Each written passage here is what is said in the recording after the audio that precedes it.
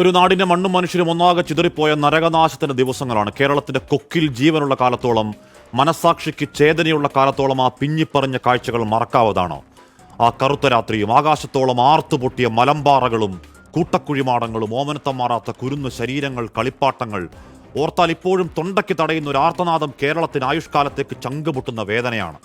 ആ കുടുംബങ്ങളിലെ കുഞ്ഞുമക്കളടക്കം സൂചിപ്പാറയിൽ നിന്ന് താഴേക്ക് കയ്യും കാലും വേറെ വേറെയായി ചാലിയാറിൽ കിടക്കുമ്പോഴാണ് ഈ ഒറ്റയ്ക്കായവരെ നമ്മൾ എങ്ങനെ സമാധാനിപ്പിക്കുമെന്ന് കേരളം അന്താളിച്ചു നിൽക്കുന്ന ദിവസങ്ങളാണ്. 10ാം നാൾ രാജ്യത്തിന്റെ പ്രധാനമന്ത്രി പ്രത്യേകമായി തയ്യാറാക്കിയ ഹെലിപ്പാഡിൽ പറന്നിറങ്ങുമ്പോൾ ആകാശത്തോളമാണ് നമ്മുടെ പ്രതീക്ഷ. ആകാശ നിരീക്ഷണവും കഴിഞ്ഞ് ചൂരൽമലയും ആ ബെയിലിപ്പാലത്തിലടക്കം മണിക്കൂറുകൾ മോദി വിസ്തരിച്ചു കണ്ട് ബോധ്യപ്പെടൽ, പ്രധാനമന്ത്രി അപ്പൂപ്പന്റെ താടിയിൽ പിടിച്ചു കളിക്കുന്ന നൈസമോൾ ഒരു പ്രതീകമായതാണ്. തട്ടിപ്പാണ്, ഇത് ഡിസാസ്റ്റർ ടൂറിസം എന്ന് ഒറ്റപ്പെട്ട് പറഞ്ഞവരെ നമ്മൾ തിരുത്തി. അങ്ങനെ പറയല്ലേ, ഈ കണ്ണീർ കാലത്ത് രാഷ്ട്രീയം കാണല്ലേ, ഇത് രാജ്യത്തിന്റെ പ്രധാനമന്ത്രിയാണ്, നേരിട്ട് കാണട്ടെ. മനുഷ്യവേദനയുടെ പരമാവധി അങ്ങേയറ്റം തരിപ്പണപ്പെട്ട നാടിനെ ചേർത്ത് പിടിക്കാൻ കേന്ദ്ര കൈത്താങ്ങിനുള്ള താക്കോലല്ലേ ആ പ്രധാനമന്ത്രി കാഴ്ച? ഈ വാർത്താമുറിയിൽ ഇരുന്ന് ആ കാഴ്ച കണ്ട് ഹൃദയം നിറഞ്ഞ് പ്രധാനമന്ത്രിയുടെ കരുണയെ വാഴ്ത്തി എൻ്റെ അടക്കം ചെവിക്കല്ല് തീർത്ത് കിട്ടിയ അടിയാണ് ഇന്നലെ KV തോമസിന് ഇംഗ്ലീഷിൽ തള്ളിക്കൊടുത്തൊരു മര്യാദകെട്ട തിട്ടൂരം. ഉള്ള പൈസ വെച്ചങ്ങ് അഡ്ജസ്റ്റ് ചെയ്യുന്നതാണ്.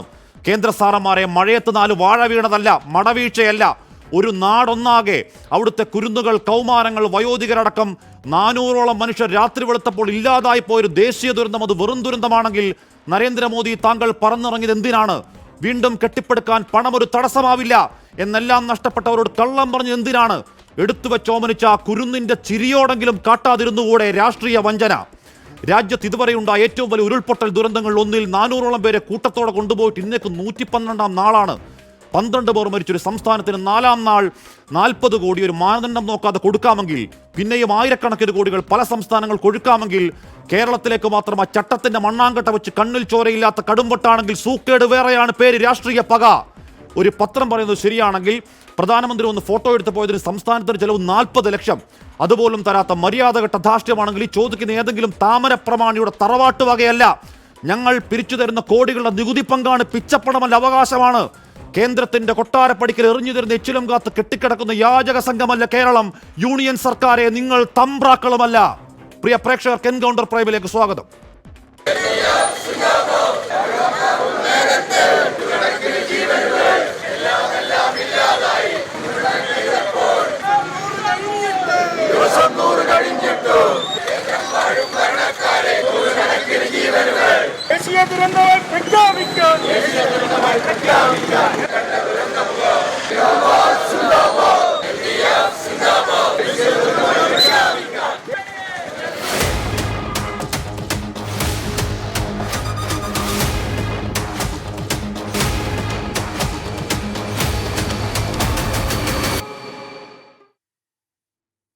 Adoor K Alkumar, Shri Raju P Nair, Shri TP Jayendran, Shafeeq Mundakkai നാട്ടുകാരനാണ് എന്നിവർ ചർച്ചയിൽ ചെയ്യുന്നു. ആദ്യം ഞാൻ ശ്രീ TP ജയേന്ദ്രനിലേക്ക്. ശ്രീ TP ജയേന്ദ്രൻ, ഇവിടെ L3 കാറ്റഗറി, ദേശീയ ദുരന്തം തുടങ്ങിയ സാങ്കേതിക പദാവലികൾ അവിടെ നിൽക്കട്ടെ. സാർ, ഇത് 112ാം ദിവസമാണ്. പ്രധാനമന്ത്രി അടക്കം വന്ന് പോയ കണ്ണീർ കാഴ്ചകളാണ് ഉണ്ടായത്. രാജ്യത്തുണ്ടായ ഏറ്റവും വലിയ ദുരന്തങ്ങളിൽ ഒന്നാണ് എന്ന കാര്യത്തിൽ ആർക്കും തർക്കമില്ല. വയനാടിന് ഈ ദിവസങ്ങളിൽ അത്രയും 5ന്റെ നയാ പൈസ അനുവദിക്കാത്തതിൽ എന്താണ് BJPയുടെ ന്യായം? ശ്രീ TP ജയേന്ദ്രൻ. അല്ല, അങ്ങനെ സാങ്കേതികമായിട്ട് ദേശീയ ദുരന്തത്തിൻ്റെ കാര്യങ്ങൾ അങ്ങനെ നിസ്സാരമായിട്ട് പറഞ്ഞു പോകേണ്ടതില്ല അഷ്മി. നമുക്കറിയാമല്ലോ, ഇന്ത്യ രാജ്യത്തെ സർക്കാരുകൾ പ്രവർത്തിക്കുന്നത് ചിലച്ചങ്ങളുടെയും ആക്ടുകളുടെയും ഒക്കെ അടിസ്ഥാനത്തിലാണ്. ഞാൻ ഈ ചോദ്യങ്ങളുടെ ഇൻട്രോ നിങ്ങൾ മനോഹരമായിട്ട്, ഒരുപക്ഷെ ഹരിയാന തെരഞ്ഞെടുപ്പിലെ നിങ്ങളുടെ ആദ്യഘട്ടത്തിലെ ഇൻട്രോയേക്കാൾ ആസ്വദിച്ച് ഞാൻ കേൾക്കുകയായിരുന്നു. ഇതിന് എത്ര ദിവസം ആയുസ് ഉണ്ടാകുമെന്നതിനെക്കുറിച്ച് എനിക്ക് ആശങ്കയുണ്ട്. ആമുഖമായിട്ട് ഒരു കാര്യം കൂടി ഞാൻ താങ്കളോട് സൂചിപ്പിക്കുന്നത്, ഞാൻ വിഷയത്തിൽ നിന്നും വ്യതിചലിക്കുമ്പോൾ താങ്കൾ ഇടപെട്ടോളൂ, എനിക്ക് അഭിപ്രായ വ്യത്യാസമില്ല. ഞാൻ വസ്തുതാവിരുദ്ധമായ കാര്യങ്ങൾ പറയുമ്പോൾ നിങ്ങൾ ഇടപെട്ടോളൂ, എനിക്ക് അഭിപ്രായ വ്യത്യാസമില്ല. എൻ്റെ വാദങ്ങളെ അവതരിപ്പിക്കുന്നതിൽ തടസ്സപ്പെടുത്തരുത് എന്നൊരു അഭ്യർത്ഥന എനിക്കുണ്ട്. നോക്കൂ, ഇന്ന് നമ്മൾ ഇങ്ങനെയൊക്കെ പറയാനിടയായ ഒരു കാരണം ഒരു കത്താണല്ലോ. ഇത് കേരള ഹൈക്കോടതിയിൽ കേന്ദ്ര ഗവൺമെൻറ് കൊടുത്ത അഫിഡവിറ്റുമായി എന്തെങ്കിലും വള്ളി പുള്ളി വ്യത്യാസമുണ്ടോ? നോക്കൂ, KV തോമസിന് കൊടുത്ത അദ്ദേഹത്തിൻ്റെ തുടക്കത്തിൽ പറയുന്നു, നാഷണൽ ഡിസാസ്റ്റർ പ്രഖ്യാപിക്കാൻ പ്രൊവിഷൻ ഇല്ല. ഞാൻ അഷ്മിയോട് ചോദിക്കുന്നു, ഇന്ത്യയിൽ കഴിഞ്ഞ 20 വർഷത്തിനിടയ്ക്ക് ഏതൊക്കെ ഡിസാസ്റ്ററുകൾ നാഷണൽ ഡിസാസ്റ്ററുകളെ പ്രഖ്യാപിച്ചിട്ടുണ്ട്? അതാണല്ലോ ഇപ്പോൾ തർക്കത്തിൻ്റെ തുടക്കം. ഇനി രണ്ടാമത്തെ കാര്യം, 2005 ഇടതുപക്ഷവും വലതുപക്ഷവും ചേർന്നുണ്ടാക്കിയ ഡിസാസ്റ്റർ മാനേജ്മെൻറ്റ് ഫണ്ട് ആക്ടിൽ വളരെ കൃത്യവും വ്യക്തവുമായി പറയുന്നു Hashmi. The primary responsibility for disaster management rests with the state government concerned.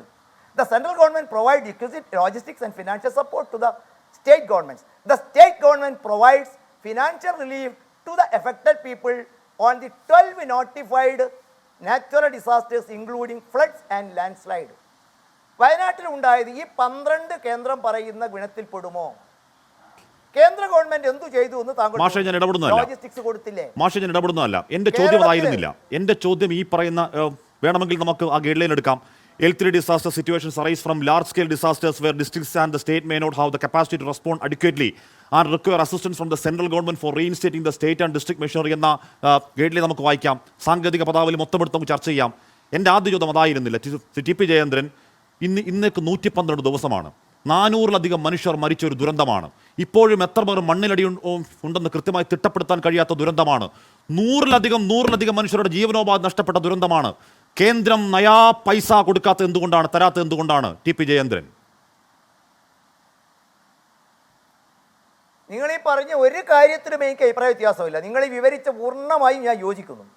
ഞാൻ ചോദിക്കുന്നത് സർ, പണ്ടൊക്കെ ഓരോ വർഷവും നിങ്ങൾക്കറിയാമല്ലോ, ഇന്ത്യ രാജ്യത്ത് ഡിസാസ്റ്റർ മാനേജ്മെന്റിന് വേണ്ടിയല്ലേ കേന്ദ്ര ഗവൺമെന്റ് പണം അനുവദിക്കുന്നത്? 75% കേന്ദ്രവും 25% സംസ്ഥാനവും. കേന്ദ്രഭരണ പ്രദേശങ്ങൾക്ക് വ്യത്യാസമുണ്ട്. പണ്ടൊക്കെ ഒരു വർഷം ചെലവഴിക്കാത്ത തുക തിരിച്ചെടുക്കുമായിരുന്നു, അത് ലാപ്സാകുമായിരുന്നു. ഇപ്പോഴെന്ത് പറഞ്ഞു? ആ തുക അവിടെ സൂക്ഷിക്കണം. എന്തിനാ? സംസ്ഥാനത്തിന് അപ്രതീക്ഷിതമാകുണ്ടാകുന്ന ഇത്തരം ദുരന്തങ്ങൾ നേരിടുന്നതിന്. കോടതിയിൽ അഫിഡവിറ്റ് കൊടുത്തപ്പോഴും ഹാഷ്മി ഇത് കോടതി ശരിവെച്ചില്ലേ? ഞാൻ ചോദിക്കുന്നു, ദുരന്തം ഉണ്ടായതിൻ്റെ പിറ്റേ ദിവസം ഈ സാമ്പത്തിക വർഷം കിട്ടേണ്ട തുകയ്ക്ക് ഒപ്പം 145.6 കോടി, ജൂലൈ 31-ന്, ഒക്ടോബർ 31-ന് 145.6, മൊത്തം 358. കഴിഞ്ഞ മാർച്ച് 31-ന് പ്രിൻസിപ്പൽ അക്കൗണ്ട് ജനറൽ കൊടുത്ത കണക്ക് പ്രകാരം കേരളത്തിലെ ഡിസാസ്റ്റർ മാനേജ്മെന്റ് ഫണ്ടിൽ കേന്ദ്രവും സംസ്ഥാനവും കൊടുത്ത 399 കോടി രൂപയുണ്ട്. കോടിയുടെ കപ്പലണ്ടി കണക്ക് പറയല്ലേ? 145 കോടിയുടെ കപ്പലണ്ടി കണക്ക് പറയല്ലേ? ഞാൻ വായിച്ചോട്ടെ. താങ്കൾ ഈ പറഞ്ഞ 145 കോടി കേരളത്തിന് അനുവദിച്ച കാലയളവിൽ മഹാരാഷ്ട്രക്ക് അനുവദിച്ച എത്രയാണ്? മഹാരാഷ്ട്രക്ക് അനുവദിച്ച എത്രയാണ്? 1490. ഒന്ന് കേൾക്കൂ പ്ലീസ്, വിഷയം മാറ്റില്ലേ. മഹാരാഷ്ട്രക്ക് അനുവദിച്ച 1492 കോടി, ആന്ധ്രാപ്രദേശ് കൊടുത്ത 1036 കോടി, അസമിന് കൊടുത്ത 716 കോടി, ബീഹാറിന് കൊടുത്ത 655 കോടി, ഗുജറാത്തിന് കൊടുത്ത 600 കോടി, പശ്ചിമബംഗാൾ 468 കോടി, ഹിമാചൽ പ്രദേശ് 189 കോടി. കേരളത്തിന് എത്രയാണ്? 145 കോടി. കപ്പലണ്ടി കണക്കാണ് ടി പി ജയേന്ദ്രൻ. അല്ലേ ഹാഷ്മി, കണക്ക് കുറച്ചുകൂടി പറയാനല്ലേ? തമിഴ്നാട്ടിന് കൊടുത്തത് താങ്കൾ എന്താ പറയാത്തത്? കർണാടക കൊടുത്തത് എന്താ പറയാത്തത്? തമിഴ്നാടും സുപ്രീം കോടതി ഡിസാസ്റ്റർ മാനേജ്മെന്റ് ചട്ടങ്ങൾക്കും അല്ല, കർണാടകയും തമിഴ്നാട് സുപ്രീം കോടതി ചട്ടങ്ങൾ ഞാൻ പറയാം. ഞാൻ അവിടത്തേക്ക് തന്നെ വരാം. ഞാൻ അവിടത്തേക്കും വരാമെന്നേ. ഡിസാസ്റ്റർ മാനേജ്മെന്റ് ഫണ്ട് ആക്ട് പ്രകാരം ഓരോ സംസ്ഥാനത്തിനും 2005 മുതൽ ആരംഭിച്ച് 2013-ൽ തിരുത്തിയ ഉത്തരവിൽ, ആ ഉത്തരവിൽ അപാകതയുണ്ടെങ്കിൽ BJP ആണോ ഉത്തരവാദി? ഇനി ഞാൻ ചോദിക്കട്ടെ ഹാഷ്മി, ഒരു ചോദ്യം തിരിച്ചു ചോദിക്കട്ടെ. സംസ്ഥാന ഗവൺമെന്റ് ഈ വിഷയത്തിൽ എത്ര കോടി രൂപ ആ പ്രദേശത്ത് ചെലവഴിച്ചു? ഹാഷ്മി,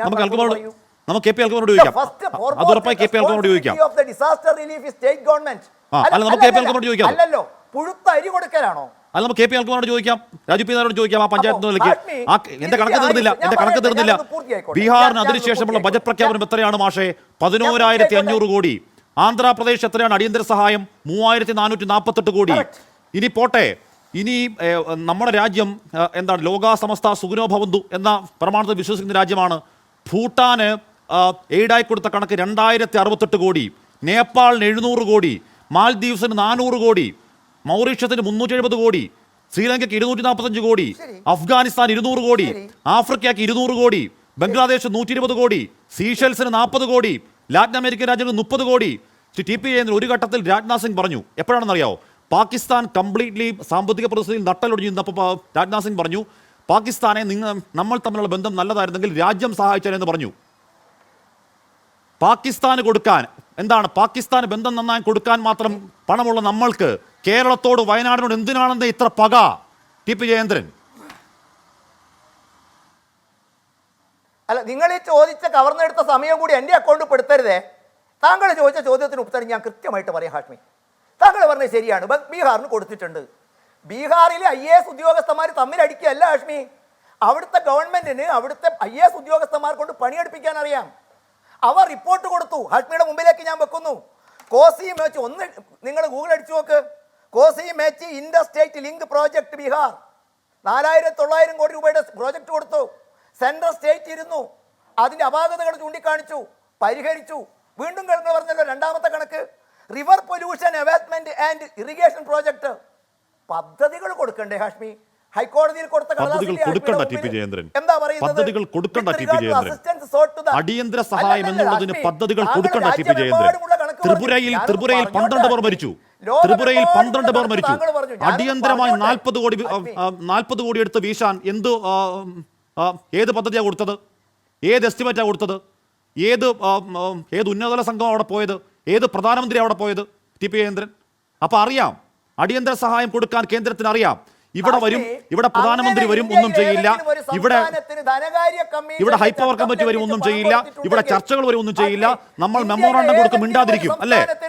ധനകാര്യ കമ്മീഷന്റെ ചട്ടം ലംഘിച്ച് ആഷ്മി, ഇന്ത്യയിലെ കേന്ദ്ര ഗവൺമെന്റ് അങ്ങനെ ഏതെങ്കിലും ഒരു സംസ്ഥാനത്തിന് ചട്ടം ലംഘിച്ച്, ധനകാര്യ കമ്മീഷന്റെ ചട്ടം ലംഘിച്ച് പണം കൊടുത്തിട്ടുണ്ടെങ്കിൽ അവിടെ ഇരിക്കുന്ന ആളുകളും കേരളത്തിൽ ഇരിക്കുന്നവരും കോടതി പോതെ വെറുതെ ഇരിക്കും ആഷ്മി. ഈ വാദം ഏതെങ്കിലും ഒന്ന് കേരളത്തിലെ ആ പാവം നമ്പ്യാര്, ജയശങ്കർ നമ്പ്യാര് ഈ കേസ് സുമോ പോട്ടോ രജിസ്റ്റർ ചെയ്തിട്ടില്ലായിരുന്നെങ്കിൽ ഇതൊക്കെ നമ്മൾ അറിയായിരുന്നോ? എന്തേ കേരളം ഈ കണക്കൊന്നും താങ്കൾ പറഞ്ഞൊന്നും പറഞ്ഞില്ല? താങ്കൾക്കും കക്ഷി ചേരാം. അപ്പൊ ഇതൊന്നും അതല്ല. കേരളത്തിന് വേണ്ടി, വയനാടിന് വേണ്ടി കക്ഷി ചേരുന്ന അഭിമാനമാണ് ടി പി ജയേന്ദ്രൻ. പരിഹസിക്കില്ലേ? പരിഹസിക്കില്ലേ? ഞാൻ ഈ പറയുന്ന നിങ്ങളെ ക്ഷണിക്കുന്നു, കാരണം ഞാനും മലയാളിയാണല്ലോ. ഉറപ്പായും അതാണ് പറഞ്ഞു വരുന്നത്. അതാണ് പറയുന്നത്. താങ്കൾ തുടക്കത്തിൽ എന്റെ ഇൻട്രോ കേട്ട് താങ്കൾ ആസ്വദിച്ചെന്ന് പറഞ്ഞു. ആസ്വദിക്കാനുള്ള വാക്കായിരുന്നില്ല മാഷേ അത്. ആസ്വദിക്കാനുള്ള വാക്കായിരുന്നില്ല മാഷേ അത്. ഈ പറഞ്ഞ വോട്ടെടുപ്പ് ദിവസം ഞാൻ വയനാട്ടിൽ പോയ ആളാണ്. ദിവസങ്ങൾ അവിടെ മുണ്ടക്കൈ ചൂരൽമല മേഖല പോട്ടെ, അവിടെ സാധാരണ കൽപ്പറ്റയിൽ നിൽക്കുമ്പോൾ, സുൽത്താൻ ബത്തേരിയിൽ നിൽക്കുമ്പോൾ പാവം മനുഷ്യർ ഓടി വന്ന് പറയുകയാണ്, ഞങ്ങൾക്ക് ജീവിക്കാൻ പണമില്ല. ഈ പറയുന്ന ഉരുൾപൊട്ടൽ വയനാടിന് നട്ടല് തകർത്തു മൊത്തത്തിൽ. അത് വേദനയാ. ആസ്വദിക്കാനുള്ളതല്ല ഞാൻ പറഞ്ഞത്, വേദനയാ പറഞ്ഞത്. ആരാണ് ആ വേദനയ്ക്ക് എന്ത് ഞാൻ പറയട്ടെ ഹാഷ്മി, നിങ്ങൾ എന്നെ സമ്മതിക്കുമോ? ഇതാ കേരളത്തിൽ കൊടുത്ത കാര്യം, with regard to assistance we sought the build back better. Central government has issued guidelines for recovery and these things. ആകെ ആവശ്യപ്പെട്ടത് എന്താ? എത്ര ആവശ്യപ്പെട്ടത്? Not at all a single project, only estimate. വിരലടക്കം ചെയ്യാൻ 75,000. വസ്ത്രം വാങ്ങിയ കണക്ക്. അപ്പൊ ചോദിച്ചാൽ പറഞ്ഞു അത് അസസ്മെന്റ് അല്ല, എസ്റ്റിമേറ്റ് ആണ്. ഞാൻ ഹാഷ്മിയോട് ചോദിക്കുന്നത്, ഏത് പ്രോജക്റ്റിനാണ് കേന്ദ്രം കേരളത്തിന് പണം അനുവദിക്കേണ്ടത്? ഹാഷ്മി പറയൂ. ഞങ്ങൾ കൂടാ ടി പി ജയേന്ദ്രൻ മാഷെ 400-ലധികം പറഞ്ഞ, ഞാൻ പിന്നെ ആവർത്തിക്കുകയാണ്, 400-ലധികം മനുഷ്യർ മരിച്ച ഒരു നാടൊന്നാകെ, 3 വാർഡുകൾ ഒന്നാകെ ഒലിച്ചുപോയ, ഒരുപാട് മനുഷ്യർ അവരുടെ കുടുംബത്തിൽ ഒറ്റപ്പെട്ടു പോയ, ഒരു നാടിന് നട്ടലടക്കം മുടിഞ്ഞും മുണ്ടക്കൈ പിടിച്ചു പോയ ഒരു മേഖലയിൽ പ്രധാനമന്ത്രി വന്ന് ആവർത്തിച്ച് കണ്ടു. ആ ബെയിലി പാലത്തിലും ചൂരൽമലയിൽ മണിക്കൂറിൽ അദ്ദേഹം ചെലവിട്ടു. അദ്ദേഹം നൈസമോളെ എടുത്ത് കൊഞ്ചിച്ചു, ഓമനിച്ച് ഉമ്മ വെച്ചു. അദ്ദേഹം ക്യാമ്പുകളിലേക്ക് പോയി ഈ പറയുന്ന ദുരിതം നേരിട്ട് കണ്ടു. പണം ഒരു തടസ്സമാവില്ലെന്ന് പ്രധാനമന്ത്രി വാക്ക് പറഞ്ഞു. 112 നാളായിട്ടും ഒരൊറ്റ പൈസ അനുവദിക്കാത്ത എന്താണെന്ന് മറുപടി ഇപ്പോഴും ടി പി ജയേന്ദ്രൻ പറഞ്ഞിട്ടില്ല. ഞാൻ ആഷ്മി, താങ്കൾ ഈ പറഞ്ഞതിനോടൊന്നും എനിക്ക് വിയോജിപ്പില്ല. ഇതൊക്കെ ചെയ്തിട്ടുണ്ട്. എന്റെ ചോദ്യം, അതിനുവേണ്ടി കേരള ഗവൺമെന്റ് എന്ത് ചെയ്തു? നിർമ്മല സീതാരാമൻ വന്നപ്പോൾ നിങ്ങളുടെ ലേഖകൻ കണ്ടതാണല്ലോ. ചോദ്യത്തിന് ഉത്തരം കൊടുത്തോ? ഹൈക്കോടതി എന്ന് പറഞ്ഞത് എന്താ? അസത്യം പ്രചരിപ്പിക്കരുത്. ഹാഷ്മി, ഇന്ന് കോടതി പറഞ്ഞ കാര്യം ഇതാണ്. വസ്തുതകൾ അറിയാതെ കേന്ദ്രം സഹായിക്കുന്നില്ലെന്ന് ദയവ് ചെയ്ത് വ്യാജം പ്രചരിപ്പിക്കരുതെന്ന് പറഞ്ഞിട്ടാണ് കോടതി അടുത്ത വെള്ളിയാഴ്ചക്ക് കേസ് മാറ്റിയത്. ശരി. കേന്ദ്രം സഹായിച്ച, ഞാൻ ചോദിക്കുന്നു, വയനാടിന് വേണ്ടി കേന്ദ്രം അനുവദിച്ച ഒരൊറ്റ തുകയുടെ കണക്കുണ്ടെങ്കിൽ മാഷ് പറഞ്ഞാൽ മതി. അത് കോടതിയിലാണെങ്കിലും എവിടെയാണെങ്കിലും ഞങ്ങൾക്ക് കണക്കില്ല, ഇവരെങ്ങനെ പറയാം? ഞാൻ അങ്ങനെയൊക്കെ എത്തും. ശ്രീ അനിൽകുമാർ, ശരിയാണ്. ടി പി ജയേന്ദ്രൻ മാഷ് കേരളത്തിന് കേന്ദ്രം കൊടുത്തത് ഏതാ? ശരിയാണ്. ഈ പണമൊക്കെ കേന്ദ്രത്തിന്റെ ഡിസാസ്റ്റർ മാനേജ്മെന്റ് ആക്ടിന്റെ പ്രകാരം ഫണ്ടിലേക്ക് കൊടുത്ത എന്തിനാണെന്ന് മാത്രം ഒന്ന് പറ. മഹാരാഷ്ട്രയ്ക്ക് 3000 ചില്ലുവാനും കോടി, നമുക്ക് 145 കോടി കൊടുത്ത് കണക്ക് പറയല്ലേ? മഹാരാഷ്ട്രയ്ക്ക് 3000 ചില്ലുവാനും കോടി, ബീഹാർ അപ്പുറവും ബാക്കി സംസ്ഥാനം. സാർ, ഹിമാചൽ പ്രദേശ് ചെറിയ സംസ്ഥാനമല്ലേ? 189 കോടി, നമുക്ക് 145 വന്നപ്പോ. അല്ല, അന്യ സംസ്ഥാനങ്ങൾ ഹിമാചൽ പ്രദേശ് എന്ന് പറയുന്ന കേരളത്തെക്കാൾ ചെറിയ സംസ്ഥാനത്ത് കൊടുത്ത് 189 കോടി കാലയളവിൽ. കേരളത്തിൽ എത്ര? 145 കോടി അല്ലേ? എന്നിട്ട് 145 കോടിയുടെ വലിയ ആണക്കണക്ക് പറയില്ലേ മാഷേ? വാദത്തിന് വേണ്ടി ഞാൻ യോജിച്ചു ആഷ്മി നിങ്ങളോട്. എന്റെ ചോദ്യം, എത്ര രൂപ ഏത് കാര്യം നടപ്പിലാക്കുന്നതിന് കേരളത്തിന് കേന്ദ്രം സഹായിക്കണം? ഹാഷ്മി പറ. ശരി ശരി ചോദിക്കാം. ശ്രീ കെ അൽകുമാർ, ഇവിടെ ടി പി ചന്ദ്രൻ മാഷ് പറഞ്ഞ ഒരു കാര്യം ശരിയാണ്. എന്താണ് ഇന്നിപ്പോൾ ഹൈക്കോടതിയിലേക്ക് ഈ കത്ത് കേരളം സമർപ്പിച്ചു, കേരളം വാദിച്ചു, ഇതാണ് കേന്ദ്രത്തിന്റെ സമീപനം, 5 പൈസ തരാൻ അവർക്ക് ഉദ്ദേശമില്ല, മാത്രമല്ല L3 കാറ്റഗറിയിലടക്കം ഈ സമീപനം ഇങ്ങനെയാണ്, അവഗണനയാണ് എന്ന് പറഞ്ഞപ്പോൾ കോടതി പറഞ്ഞു ഈ കത്തിൽ എവിടെയാണ് ഇനി സാമ്പത്തിക സഹായം നൽകില്ല എന്ന് പറയുന്നത്? നിങ്ങൾക്ക് വേണമെങ്കിൽ നിങ്ങളുടെ രാഷ്ട്രീയ കണ്ണോടുകൂടി വേണമെങ്കിൽ അങ്ങനെ പറയാം, പക്ഷേ ഈ കത്തിലെവിടെയും അങ്ങനെ ഇനി പൈസ തരില്ല എന്ന് പറയുന്നില്ല എന്ന് കോടതി പറഞ്ഞതാണ്. ശ്രീ അൽകുമാർ,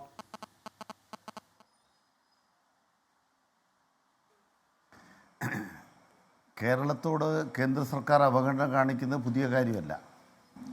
2018 മഹാപ്രളയവും 2019 പുത്തുമലയിലുണ്ടായ കേരളമാകെ ഉണ്ടായ മലയിടിച്ചിലടക്കമുള്ള പ്രശ്നങ്ങളും കണ്ടപ്പോൾ ഒരു പണം പോലും നമുക്ക് അധിക സഹായം നൽകിയില്ല എന്ന് മാത്രമല്ല, നമ്മൾ റേഷൻ സൗജന്യമാണെന്ന് പ്രഖ്യാപിച്ച പണത്തിൻ്റെ പൈസ എടുത്തുകൊണ്ട് പോയി. 204 കോടി രൂപയാണ്. സൗജന്യ റേഷൻ കൊടുക്കുന്നത് കേന്ദ്രമാണെന്ന് പറഞ്ഞ് ഇവരെല്ലാം കൊട്ടിക്കൊഴിച്ച് നടന്നിട്ട് പണം കേരളത്തോട് പിടിച്ചു വാങ്ങിച്ചു. നമ്മുടെ വിദേശത്തുനിന്ന് നമുക്കൊരു 700 കോടി രൂപ തരാമെന്ന് UAE ഭരണാധികാരി പറയുകയും നരേന്ദ്രമോദി അതിന് അനുകൂലമായി ട്വീറ്റ് ചെയ്യുകയും ചെയ്തു. പ്രധാനമന്ത്രി ട്വീറ്റ് ചെയ്ത് 2 ദിവസക്കാലം കഴിഞ്ഞപ്പോൾ ഇന്ത്യക്ക് സ്വന്തം നിലയിൽ ഇത് കൈകാര്യം ചെയ്യാൻ ശേഷിയുണ്ട് എന്നൊരു നിലപാട് സ്വീകരിച്ചു. വിദേശ സഹായം വേണ്ടെന്ന് പറഞ്ഞു. പക്ഷേ പിന്നീട് കേരളത്തെ പ്രത്യേകമായി സഹായിച്ചില്ല. നമ്മുടെ മുഖ്യമന്ത്രി അടക്കമുള്ള മന്ത്രിമാർ വിദേശത്ത് പോയി മലയാളികളോട് കേരളത്തിൻ്റെ പുനർനിർമ്മിതിക്ക് ഒരു ഫണ്ട് ആവശ്യപ്പെട്ടപ്പോൾ ആ മന്ത്രിമാരുടെ യാത്ര വിസമ്മതിച്ചു. ഇത് നമ്മുടെ അനുഭവമാണ്. ഇനി എന്താണ് കേരളത്തിൻ്റെ കേസ്? നിങ്ങൾക്ക് എന്തുകൊണ്ട് UP കൊടുത്ത പണം പോരാ, ബീഹാറിന് കൊടുത്ത പണം പോരാ, രാജസ്ഥാന് കൊടുത്ത പണം പോരാ എന്നുള്ളതാണ് പ്രധാനപ്പെട്ട കാര്യം. കേന്ദ്ര സർക്കാർ സംസ്ഥാന സർക്കാരുമായി ചേർന്ന് രൂപീകരിച്ചിട്ടുള്ള ദുരന്ത നിവാരണ ഫണ്ട്, 2 തരം ഫണ്ടുണ്ട്. ആ 2 തരം ഫണ്ടിൽ നിശ്ചിതമായ തുക നമ്മുടെ ധനകാര്യ കമ്മീഷൻ്റെ ശുപാർശ പ്രകാരം എല്ലാ വർഷവും നിക്ഷേപിക്കപ്പെടും. അത് വയനാട്ടിൽ ദുരന്തമുണ്ടായെങ്കിലും ഇല്ലെങ്കിലും നിക്ഷേപിക്കപ്പെടും. അതിൻ്റെ ഭാഗമായി നമ്മുടെ കേരളത്തിന് അർഹതപ്പെട്ട ഫണ്ട് അവിടെ കിടപ്പുണ്ട്. അതും സത്യമായ കാര്യമാണ്. ആ ഫണ്ടിനകത്ത് 600-700 കോടി രൂപയുണ്ട് എന്നുള്ളത് യാഥാർത്ഥ്യമുള്ള കാര്യമാണ്. നമുക്ക് 1100ഓളം പേർക്ക് വീട് വെച്ച് കൊടുക്കണം. അതിനിപ്പോൾ 2 എസ്റ്റേറ്റുകൾ കണ്ടെത്തി. ആ സ്ഥലം പൊന്നും വിലയ്ക്ക് എടുക്കണം. പൊന്നും വിലയ്ക്ക് എടുക്കാൻ വേണ്ടി ഈ പണം ഉപയോഗിക്കാൻ കേന്ദ്ര സർക്കാർ അനുവദിക്കുമോ?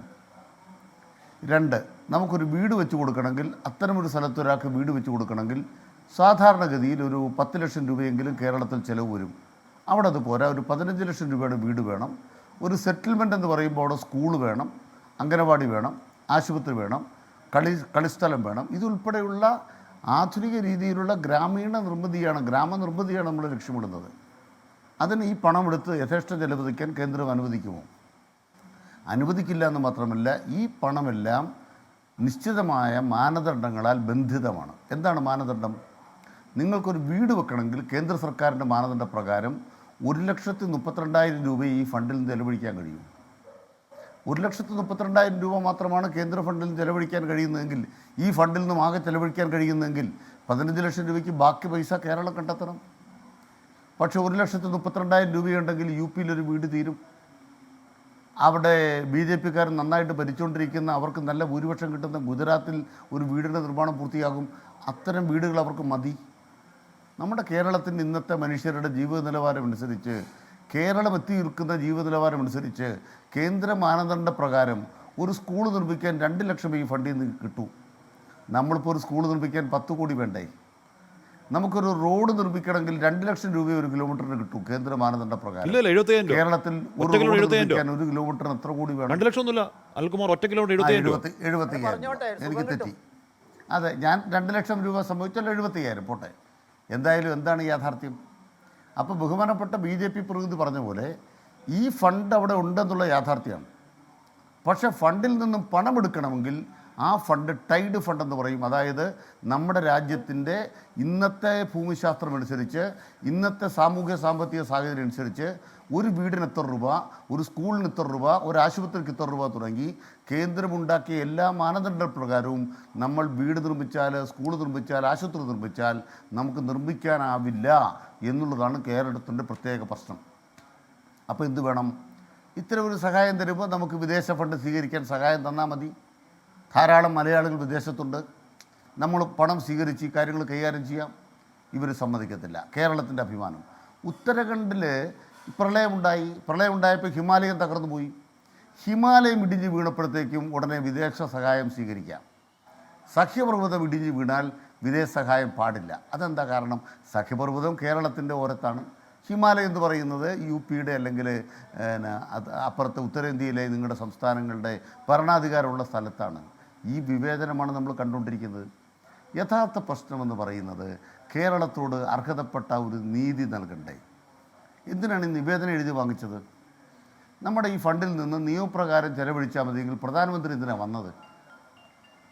നമുക്കൊരു ഫണ്ടുണ്ട്. ആ ഫണ്ട് പ്രകാരം ചെലവഴിക്കാനാണ് പ്രധാനമന്ത്രി എന്തിനാണ് വന്നത്? കേന്ദ്ര സംഘം എന്തിനാണ് വന്നത്? ഇവിടെ എല്ലാം കണക്കില്ലേ? കണക്ക് കൂട്ടിയ പ്രകാരം ആ പൈസയും എടുത്താൽ പോരെ. നിങ്ങളെന്തിനാണ് വന്നത്? നിങ്ങളുടെ കേന്ദ്ര സംഘം വന്നു, വിശദമായ മെമ്മോറാണ്ടം തരാൻ മുഖ്യമന്ത്രിയോട് പറഞ്ഞു. ഉദ്യോഗസ്ഥന്മാരെ വെച്ച് വിശദമായ മെമ്മോറാണ്ടം എങ്ങനെ ഉണ്ടാക്കണമെന്ന് കേന്ദ്ര സർക്കാർ ഉദ്യോഗസ്ഥന്മാർ സംസ്ഥാനത്തെ പഠിപ്പിച്ച പ്രകാരം നിവേദനം ഉണ്ടാക്കി. നിവേദനത്തിൻ്റെ കോപ്പി അങ്ങോട്ട് അയച്ചു കൊടുത്തു കഴിഞ്ഞപ്പോൾ ഉടൻ തന്നെ ഒരു മൃതദേഹം അടക്കം ചെയ്യാൻ 75,000 എന്ന് പറഞ്ഞ് വ്യാജ വാർത്തകൾ സർക്കാരിന് മേലെ നിർമ്മിക്കപ്പെട്ടു. ഇവിടെ BJP പ്രതിനിധി പറഞ്ഞു എത്ര രൂപ ചിലവായി. ചിലവായ കണക്ക് നിയമസഭയിൽ ചോദിച്ചു. നിയമസഭയിൽ ഉത്തരം കിട്ടി. ജയേന്ദ്ര മാഷ് വിട്ടുപോകും. ഒരു മൃതദേഹം അടക്കം ചെയ്യാൻ എത്ര രൂപ ചിലവായെന്ന് അവിടെ കണക്കുണ്ട്. നിങ്ങൾ പറഞ്ഞ പണമൊന്നും ചിലവായിട്ടില്ല. നിങ്ങൾ പറഞ്ഞ പണം അവിടെ ചിലവായിട്ടില്ല. എസ്റ്റിമേറ്റ് കൊടുക്കുമ്പോൾ ധാരാളം കാര്യങ്ങൾ ആൻറ്റിസിപ്പേറ്റ് ചെയ്ത് എസ്റ്റിമേറ്റ് തയ്യാറാക്കിയിട്ടുണ്ട്. അവിടുത്തെ ആക്ച്വൽ ചിലവെന്ന് പറയുന്ന ഈ എസ്റ്റിമേറ്റുമായിട്ട് ഒരു ബന്ധവുമില്ല.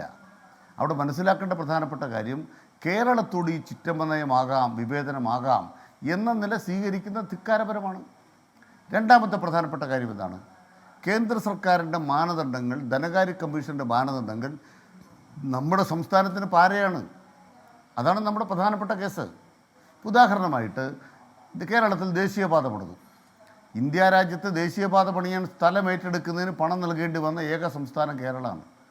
നമുക്ക് NH 47-ൻ്റെയും 66-ൻ്റെയും ഒക്കെ കൂടെ കൂട്ടിയ ആകെ 8,000 കോടി രൂപയാണ് കേരളത്തിന് ചെലവ്. അല്ല, വിവരക്കേടല്ല, ഞാൻ ആധികാരികമായിട്ട് പറയുന്നു. ഇന്ത്യ രാജ്യത്ത് ദേശീയപാതയ്ക്ക് സ്ഥലമെടുക്കുന്നതിന് കേരളത്തോട് 50% പൈസ ചോദിച്ചു. അവസാനം 25% സെറ്റിൽ ചെയ്തു. ഇന്ത്യയിലെ മറ്റൊരു സംസ്ഥാനത്തും ദേശീയപാത പണിയുന്നതിന് സംസ്ഥാനങ്ങൾ പണം കൊടുക്കുന്നില്ല. ഞാൻ പറയട്ടെ, 25% പണം കൊടുത്തു. ഞാൻ കൃത്യമായിട്ട് പറയാം. ഇനി ഞാൻ പറയട്ടെ, ബാംഗ്ലൂരിലും അതുപോലെ തന്നെ മറ്റ് സംസ്ഥാനങ്ങളിലൊക്കെ സംസ്ഥാന സർക്കാരുകൾ സഹകരിക്കുന്നുണ്ട്. അതിൻ്റെ ഭാഗമായിട്ട് എന്താണ്, അവിടെ പിരിക്കുന്ന ടോളിൻ്റെ ഇത്ര ശതമാനം സംസ്ഥാനങ്ങൾക്ക് കരാർ വെച്ചിട്ട് 400-500 കോടി രൂപ ഷെയർ ചെയ്യുന്ന ചില പദ്ധതികളുണ്ട്. അത് ദേശീയപാതയല്ല, അതിൻ്റെ ഭാഗമായ ബൈപ്പാസുകളാണ്. ഞാൻ ആ രേഖകൾ മുഴുവൻ നോക്കി. ഇന്ത്യ സർക്കാർ ദേശീയപാത പണിയാൻ സ്ഥലം ഏറ്റെടുക്കുന്നതിന് വേണ്ടി പകുതി 4/1 പൈസ വാങ്ങിച്ച ഏക സംസ്ഥാനം കേരളം.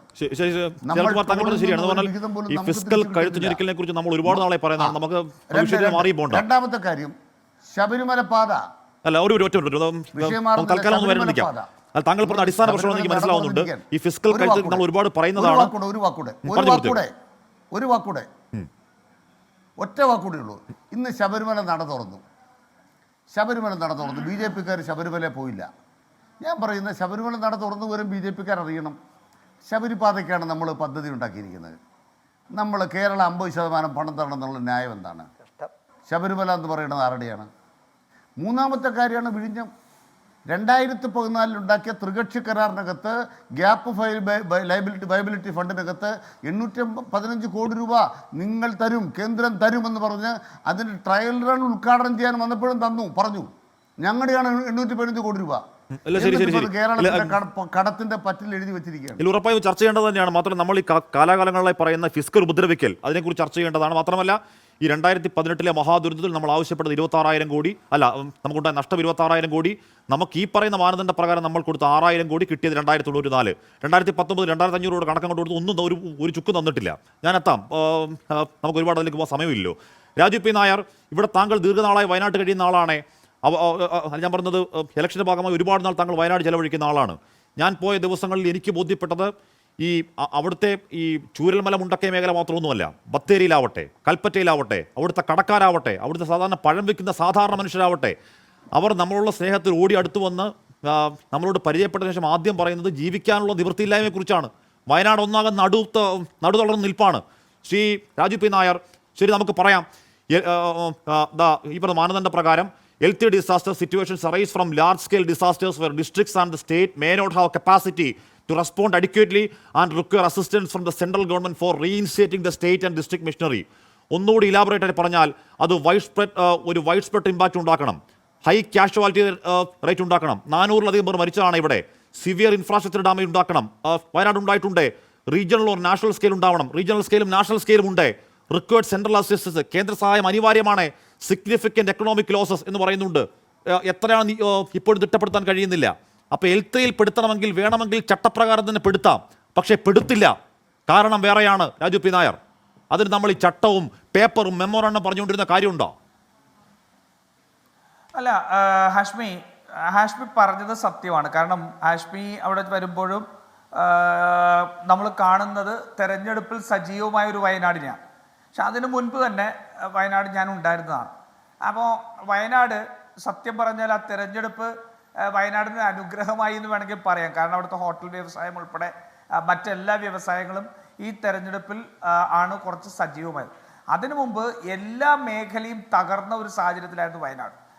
മേപ്പാടിയിലും ചൂരൽമലയിലാണ് ഈ 2 വാർഡുകൾ പൂർണ്ണമായി ഒലിച്ചുപോയ ഒരു അപകടം ഉണ്ടായതെങ്കിൽ പോലും ആ വയനാട് ജില്ല മുഴുവൻ ഇതിൻ്റെ ദുരന്തഫലം അനുഭവിച്ചാണ്. ടൂറിസം സെക്ടർ അനുഭവിച്ചു, അഗ്രികൾച്ചർ സെക്ടർ അനുഭവിച്ചു, ചെറുകിട വ്യാപാര മേഖല അനുഭവിച്ചു.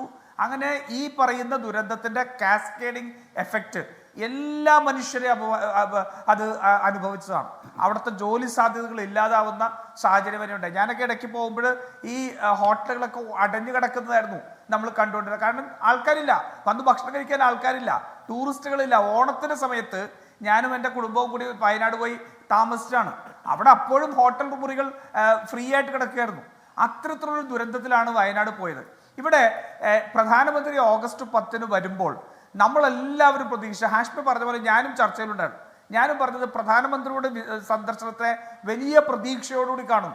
പ്രധാനമന്ത്രി വരുന്നതിന് മുമ്പ് ഒരു വിദഗ്ധ സംഘം ഇവിടെ എത്തി. ആ വിദഗ്ധ സംഘം എത്തിയത് എന്തിനായിരുന്നു?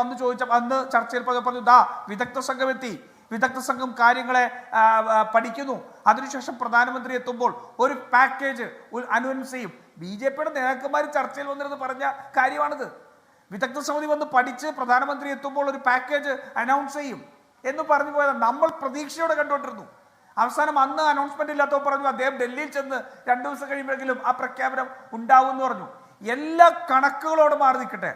ഇത്രയും വ്യാപകമായ ഒരു ദുരന്തമുണ്ടായ ഒരു സ്ഥലത്ത് പ്രധാനമന്ത്രി നേരിട്ട് വന്ന് 400-ന് മേൽ ആൾക്കാർ മരിച്ചത് കണ്ട സ്ഥലത്ത്, മുഴുവൻ സ്കൂളുകൾ ഉൾപ്പെടെ റോഡുകൾ ഉൾപ്പെടെയുള്ള അടിസ്ഥാന സൗകര്യങ്ങൾ മുഴുവൻ നശിച്ചു പോയൊരു സ്ഥലത്ത് അടിയന്തര ധനസഹായം ഒരു എമൗണ്ട് പ്രഖ്യാപിക്കാലോ?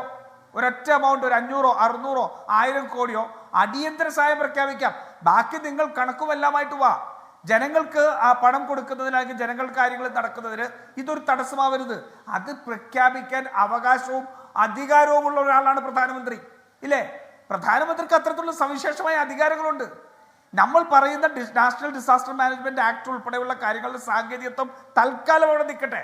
മാനുഷിക പരിഗണന വെച്ച് പ്രധാനമന്ത്രി വന്ന് നേരിട്ട് കണ്ടെടുത്ത് പ്രഖ്യാപിക്കാൻ അദ്ദേഹത്തിന് അധികാരമുണ്ടായിരുന്നു. എന്തുകൊണ്ട് ആ പ്രഖ്യാപനം ഉണ്ടായിരുന്നില്ല? അത് കഴിഞ്ഞപ്പോൾ നീട്ടിപ്പോയി. ഇപ്പൊ എത്ര മാസമായി? അവിടെ സാധാരണ മനുഷ്യർക്ക് വാടകയ്ക്ക് വീട് കൊടുക്കാനായിട്ട് വാടകയ്ക്ക് കൊടുക്കുന്ന പണം പര്യാപ്തമല്ല. അവർക്ക് തൊഴിൽ നഷ്ടപ്പെട്ടു. 30 ദിവസത്തേക്കാണ് 300 വെച്ച് സംസ്ഥാന സർക്കാർ പ്രഖ്യാപിച്ചത്. ആ പണം കൊടുക്കാൻ കഴിയുന്നില്ല, അടിയന്തര ധനസഹായം കൊടുക്കാൻ കഴിയുന്നില്ല.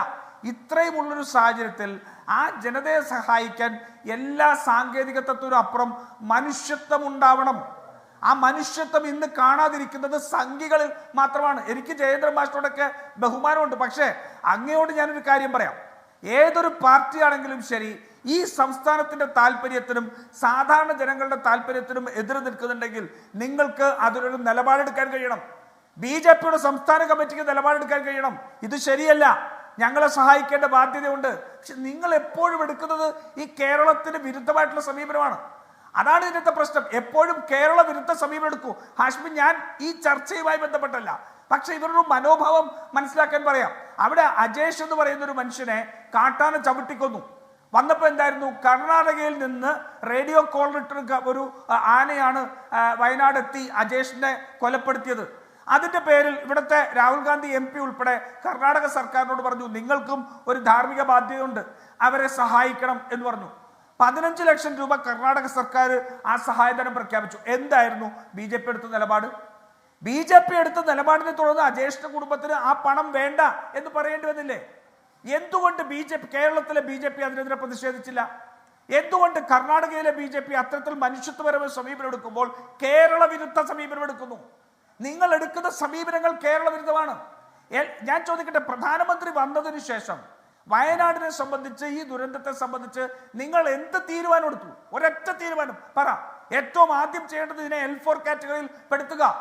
സംസ്ഥാന സർക്കാരിന് മാത്രം കൈകാര്യം ചെയ്യാതെ കഴിയാത്ത കേന്ദ്രത്തിന്റെ സഹായം ആവശ്യമുള്ള ഗണത്തിലേക്ക് ഇത് പെടുത്തുക. ഈ ദേശീയ ദുരന്തം എന്നൊക്കെ പറയുന്ന ടെക്നിക്കൽ ടേം ആണെങ്കിൽ അത് ചെയ്യാൻ നിങ്ങൾ കഴിഞ്ഞിട്ടുണ്ടോ? നിങ്ങളത് ചെയ്തിട്ടില്ലല്ലോ. ജയേന്ദ്ര മാഷ് ഇവിടുന്ന് കണക്കിനെ സംബന്ധിച്ച് എല്ലാം പറയുന്നുണ്ട്. കേന്ദ്രമന്ത്രി നിർമ്മല സീതാരാമൻ ഈ കഴിഞ്ഞ മാസം നടത്തിയ പ്രസ്താവനയിൽ ഈ കണക്കില്ലാത്തത് കൊണ്ടാണ് കൊടുക്കാത്തതെന്ന് പറഞ്ഞിട്ടില്ലല്ലോ. പറഞ്ഞോ? നിർമ്മല സീതാരാമൻ എന്താ പറഞ്ഞത്? അത് ചെയ്യേണ്ട സമയത്ത് ചെയ്യും, ഇല്ലേ? കണക്കില്ലാത്തത് കൊണ്ടാണ് ഈ പണം കൊടുക്കാൻ കഴിയാത്തതെന്ന് നിർമ്മല സീതാരാമൻ പറഞ്ഞിട്ടില്ല. ഈ പറയുന്ന KV തോമസിന് അയച്ചിരിക്കുന്ന കത്തിൽ പോലും ഇത് പറഞ്ഞിട്ടില്ല. അപ്പൊ കണക്കില്ല എന്ന് പറയുന്ന നിങ്ങളുടെ വാദം നിലനിൽക്കുന്നതല്ല. കണക്കില്ലെങ്കിൽ സംസ്ഥാന സർക്കാരുമായി ലയസ് ചെയ്ത് അത് നടത്തേണ്ട ബാധ്യത കേന്ദ്ര സർക്കാരിനുണ്ട്. അത് കൊടുക്കാനുള്ള ബാധ്യതയും സംസ്ഥാന സർക്കാരിനുണ്ട്. പക്ഷെ നമ്മുടെ മുന്നിൽ ഇതുവരെ പ്രധാനമന്ത്രിയുടെ ഓഫീസിൽ നിന്നോ നിർമ്മല സീതാരാമന്റെ ഓഫീസിൽ നിന്നോ കണക്കില്ലാത്തത് കൊണ്ട് ഈ പണം കൊടുക്കാൻ കഴിയുന്നില്ല എന്ന് പറഞ്ഞിട്ടില്ല. എവിടെയും പറഞ്ഞില്ല. മാത്രമല്ല ഇത് കോടതിയിലും പറഞ്ഞിട്ടില്ലാന്നേ. എവിടെ BJP നേതാക്കൾ പറയുന്നതല്ലാതെ, അല്ലെങ്കിൽ രാഷ്ട്രീയക്കാർ പറയുന്നതല്ലാതെ പ്രധാനമന്ത്രി പറഞ്ഞിട്ടില്ല, നിർമ്മല സീതാരാമൻ പറഞ്ഞിട്ടില്ല. ഇപ്പൊ ഇന്ന് കോടതി വരികയാണ്. കോടതി വന്നപ്പോൾ കോടതിയിൽ കേന്ദ്രം പറയണ്ടേ? കോടതിയിൽ കേന്ദ്രം പറഞ്ഞിട്ടില്ല. മാത്രമല്ല ഈ പറയുന്ന ഹൈപ്പവർ കമ്മിറ്റി യോഗം ചേർന്നിട്ടില്ല ഇതുവരെ എന്നാ പറയുന്നത്. 112 ദിവസമാണ് കേട്ടോ. അവിടെ മനുഷ്യൻ കിടന്ന് പെടാപ്പാട് പെടുകയാണ്, തീരാദുരിതപ്പെടുകയാണ്. ഹൈപ്പവർ കമ്മിറ്റി ഇരിക്കാൻ പറ്റിയിട്ടില്ല. അതെ, അതാണ് ഹാഷ്മി. അപ്പൊ ഞാൻ പറയുന്നത് വയനാട് നമുക്ക് ഉണ്ടാവേണ്ടത് എന്താ? വയനാട് ഉണ്ടാവേണ്ടത് കേന്ദ്രത്തിന്റെ പ്രത്യേക പരിഗണനയും അതനുസരിച്ചുള്ള പ്രത്യേക പാക്കേജുമാണ്. നേരത്തെ അനിൽകുമാർ പറഞ്ഞതിനോട് ഞാൻ യോജിക്കുകയാണ്. ഇവർ പറയുന്നത് മുഴുവൻ ഒരു വർഷം ഒരു സംസ്ഥാനത്തിന് ദുരന്ത നിവാരണത്തിന് വേണ്ടി തയ്യാർ നിൽക്കുന്നതിന് വേണ്ടിയിട്ടുള്ള പ്രവർത്തനങ്ങൾക്ക് വേണ്ടി എല്ലാ സംസ്ഥാനങ്ങൾക്കും കൊടുക്കുന്ന പണത്തിനെ സംബന്ധിച്ചാണ് ഈ 149 കോടി പറയുന്നത്. അതിന് പ്രത്യേകമായ മാനദണ്ഡങ്ങളുണ്ട്. അതെടുത്തുകൊണ്ട് അവിടുത്തെ മറ്റേതെങ്കിലും വ്യവസായത്തെ സഹായിക്കാൻ കഴിയുമോ? ഒരു പരിധിക്കപ്പുറം വാടക പോലും കൊടുക്കാൻ കഴിയില്ല. ആ നിയമത്തിൽ പറഞ്ഞിരിക്കുന്നത് പ്രകാരം 2500 രൂപ താൽക്കാലിക ഇതിനു വേണ്ടിയിട്ടുള്ള പണം മാത്രമേ കൊടുക്കാൻ കഴിയുള്ളൂ. അപ്പോൾ ഒട്ടേറെ പ്രതിബന്ധങ്ങളുള്ള മാനദണ്ഡങ്ങളുള്ള ആ പണമല്ല ഇതിനാവശ്യം. ഇവിടെ ആവശ്യം വയനാടിനെ കണ്ട് വയനാടിന്റെ വേദന അറിഞ്ഞ് വയനാടിന്റെ പ്രശ്നങ്ങൾ അറിഞ്ഞ് പ്രത്യേകമായി നിർണ്ണയിക്കുന്ന പാക്കേജാണ്. ആ പാക്കേജ് പ്രകാരമേ അവിടുത്തെ ജനങ്ങൾക്ക് സഹായം എത്തിക്കാൻ കഴിയുള്ളൂ, അവർക്ക് പുനരധിവാസം നടത്താൻ കഴിയുള്ളൂ, അവര് മറ്റുള്ള അവരുടെ ജീവനോപാധി നഷ്ടപ്പെട്ടതിനെ സംബന്ധിച്ച് ശരിയാണ്. ഞാൻ ചേരുന്നു നിൽക്കുകയാണ്. ശരി, ഞാൻ ഞാൻ ഷെഫീഖ് മുണ്ടക്കയോട് പോട്ടെ. BJPക്ക് അറിയാഞ്ഞിട്ടല്ല. ശരി, അല്ല ഞാൻ പറഞ്ഞത് രാഷ്ട്രീയമായി അവർക്ക് നല്ല പറയാൻ കഴിയുള്ളൂ. പക്ഷെ BJPയുടെ സമീപനം ഈ നാടിനെ വഞ്ചിക്കുന്ന സമീപനമാണ്. എന്നെല്ലാം കേരളത്തിന്റെ ഒരു വൈകാരികമായ അന്തരീക്ഷം ഉണ്ടായിട്ടുണ്ടോ, കേരളത്തിന് വൈകാരികമായ പ്രശ്നം ഉണ്ടായിട്ടുണ്ടോ, അന്നെല്ലാം പിന്നിൽ നിന്ന് കുത്തിയ ചരിത്രം മാത്രമേ BJPക്ക് ഉണ്ടായിട്ടുള്ളൂ. അത് 2018 മഹാപ്രളയത്തിലാണെങ്കിലും ഈ പറയുന്ന വയനാട് ദുരന്തത്തിലാണെങ്കിലും അജേഷിന്റെ കാട്ടാന ആക്രമണത്തിന്റെ ആണെങ്കിലും ഏത് കാര്യത്തിലും കേരളത്തിന്റെ സ്പിരിറ്റിനെ പിന്നിൽ നിന്ന് കുത്തുന്ന സമീപനമാണ് ഈ BJP എന്നും എടുത്തിട്ടുള്ളത്. അപ്പുറം മനുഷ്യത്വവും ഈ നാടിന്റെ അഭിമാനവും ഉണ്ടെന്ന് ബഹുമാനപ്പെട്ട ജയേന്ദ്ര മാഷ് ഓർക്കണം. ഷെഫീഖ് മുണ്ടക്കൈ, ഇവിടെ ഞാൻ ഈ പറയുന്ന അന്ന് ഉരുൾപൊട്ടൽ ദിവസങ്ങളൊന്നും ഞാൻ മറുപടിക്കാത്ത മാഷേ. ഷെഫീഖ് മുണ്ടക്കൈ ഇപ്പോൾ ഉരുൾപൊട്ടൽ ദിവസങ്ങളിൽ ഞാൻ ഒന്ന് റിപ്പോർട്ട് ചെയ്ത ആളാണ്. അങ്ങോട്ടേക്ക് വരേണ്ടിയിരുന്നില്ല എന്ന് സങ്കടപ്പെട്ട റിപ്പോർട്ടിംഗ് ദിവസങ്ങളുണ്ടെങ്കിൽ ആ ദിവസങ്ങളാണ്. ഇപ്പോഴും ഓർക്കുമ്പോൾ കണ്ണ് നിറഞ്ഞു പോകുന്ന സങ്കടമാണ്. ഷെഫീഖ് മുണ്ടക്കൈ അന്ന് ഒരുപാട് പേരെ പരിചയപ്പെട്ടു, ഒരുപാട് പേരുടെ ഫോൺ നമ്പർ എൻ്റെ കയ്യിലുണ്ട്. അതിൽ CPM-കാരുണ്ട്, കോൺഗ്രസ്സുകാരുണ്ട്, BJP-കാരുണ്ട്, ലീഗുകാരുണ്ട്, മറ്റ് പാർട്ടികളില്ലാത്തവരുണ്ട്, സാധാരണ മനുഷ്യരുണ്ട്, ഒരുപാട് പേരുടെ ഫോൺ നമ്പറുണ്ട്. അന്ന് മുഖ്യമന്ത്രി ഈ നൈസമോളെ എടുത്ത് താടിയിൽ കളിക്കുന്ന ഉമ്മ വയ്ക്കുന്ന ഒരു ചിത്രം, ഒരു മനോഹരമായ ചിത്രം, രാഷ്ട്രീയ ഭേദമില്ലാതെ ഏറ്റവും ചുരുങ്ങിയത് 100 പേരെങ്കിലും വാട്സപ്പിൽ സ്റ്റാറ്റസ് ഇട്ടത് കണ്ട ആളാണ് ഞാൻ. രാഷ്ട്രീയ ഭേദമില്ലാതെ മുഖ്യമന്ത്രിയുടെ രാഷ്ട്രീയത്തിന് നേരെ വിരുദ്ധ ദിശയിൽ നിൽക്കുന്ന ആളുകൾ ഇട്ടത് ഞാൻ കാണിച്ചു തരാം. ഷെഫീഖ് മുണ്ടക്കൈ, അതൊരു പ്രതീക്ഷയുടെ വാട്സാപ്പ് സ്റ്റാറ്റസ് ആയിരുന്നു. ആ പ്രതീക്ഷ പുലർന്നോ ഷെഫീഖ് മുണ്ടക്കൈ? പ്രധാനമന്ത്രിയാണ്, ഇല്ല എന്ന് മുഖ്യമന്ത്രിയല്ല. ഒറ്റ വാക്കിൽ അതെ, പറയുകയാണെങ്കിൽ ഇല്ല എന്ന് തന്നെ പറയാം. സോറി, പ്രധാനമന്ത്രി. വളരെ നിരാശയോടെയാണ് ഈ വാർത്ത ഇന്നലെ അറിഞ്ഞത് മുതൽ ആ നാട് വളരെ നിരാശയിലാണ് സത്യത്തിൽ. കാരണം പ്രധാനമന്ത്രി ഓഗസ്റ്റ് 10-നാണ് വന്നത്. അപ്പോൾ ഓഗസ്റ്റ് 10-ന് അദ്ദേഹം എത്തി മുണ്ടക്കൈ ചുരൽമല ദുരന്തബാധിത മേഖലയിൽ നേരിട്ടും സന്ദർശനം നടത്തി. ഹെലികോപ്റ്ററിലും ഈ ദുരന്തം മുഴുവനായിട്ട് കണ്ട് ബോധ്യപ്പെട്ട ഒരാളാണ്.